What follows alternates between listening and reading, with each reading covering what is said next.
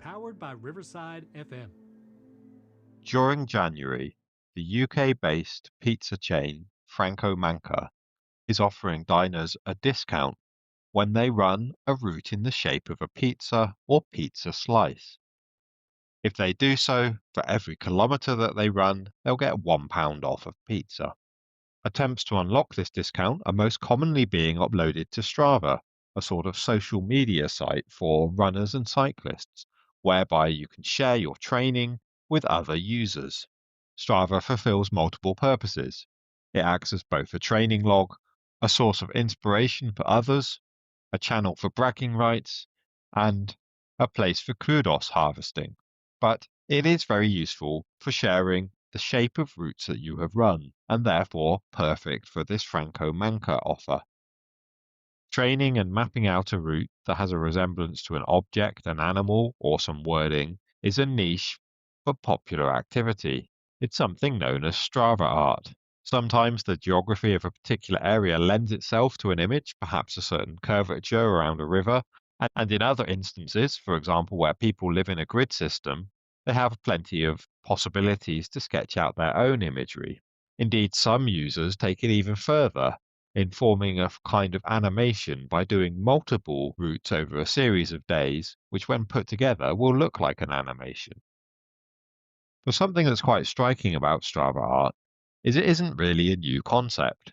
Indeed, when I recently produced an image of a hummingbird, it was inspired by the Nazca lines.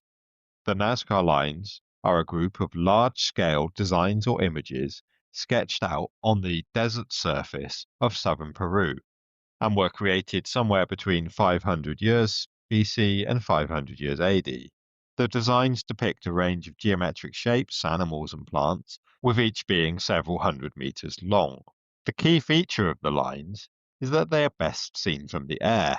If you're on the ground, of course you can see where the line has been etched out, but you can't really appreciate the image as a whole, given its overall scale.